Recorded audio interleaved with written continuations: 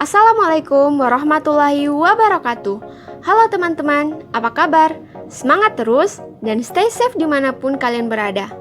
Namaku Jalia. Hari ini kita akan masuk pada study session yang kedua.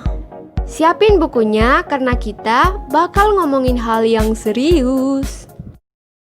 Jangan lupa cemilannya yuk. Siapa di sini yang suka makan daging sapi?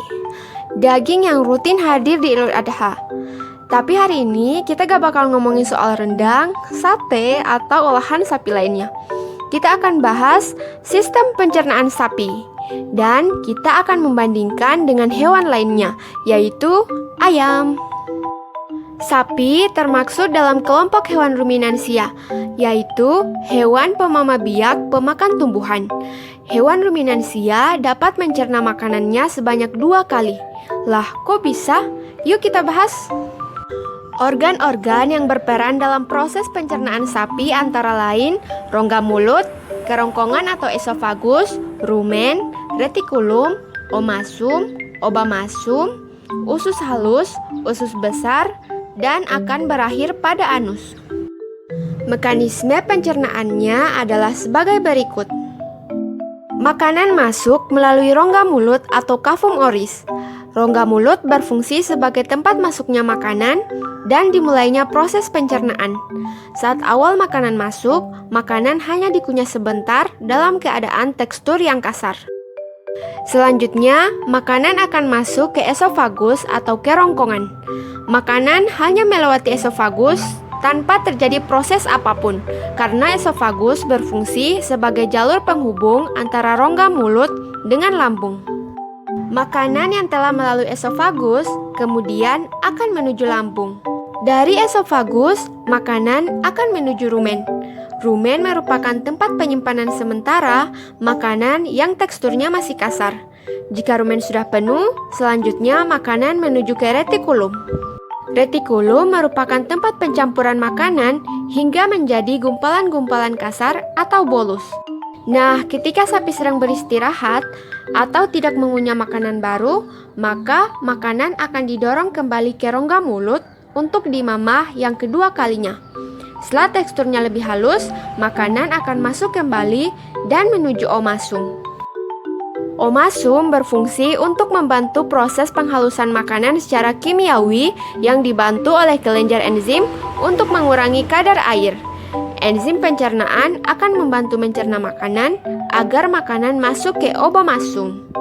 Di dalam obamasum, makanan akan dicerna dengan bantuan enzim pepsin dan asam klorida dan sebagai disinfektan bagi bakteri jahat yang masuk bersama makanan.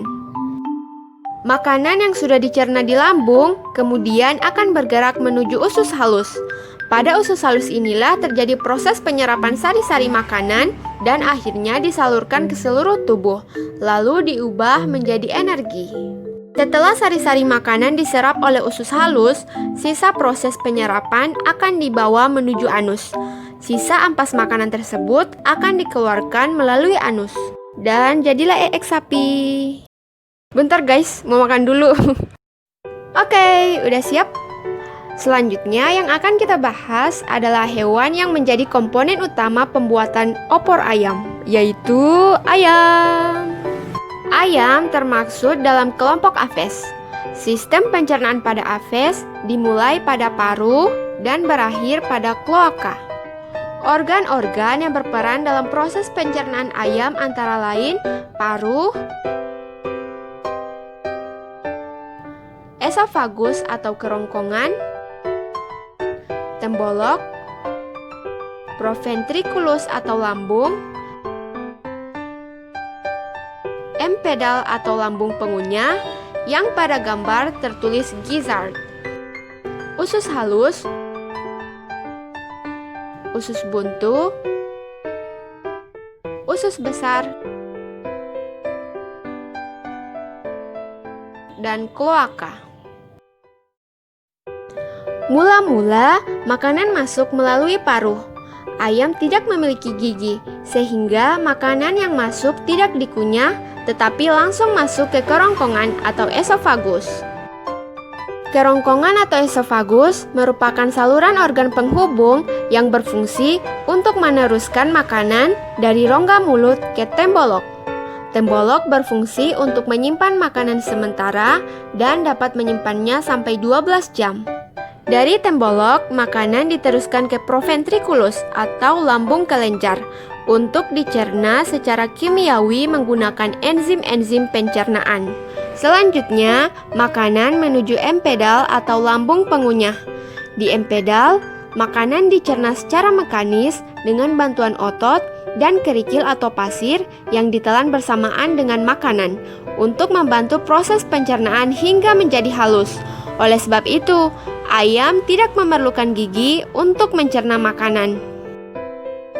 Selanjutnya, makanan menuju ke usus halus, sehingga terjadi proses penyerapan sari-sari makanan. Pada usus buntu, bakteri membantu pembusukan sisa makanan. Selanjutnya, makanan menuju ke usus besar dan merupakan tempat untuk merubah sisa-sisa makanan yang tidak diserap menjadi feses atau kotoran. Kotoran atau feses pada usus besar akhirnya akan dikeluarkan melalui saluran pembuangan yang disebut dengan kloaka. And finally, kita sudah sampai di ujung pembelajaran. Jadi, kita tidak hanya tahu makan dagingnya aja nih, tapi sekarang kita mengetahui proses pencernaan hewan yang kita makan setiap lebaran.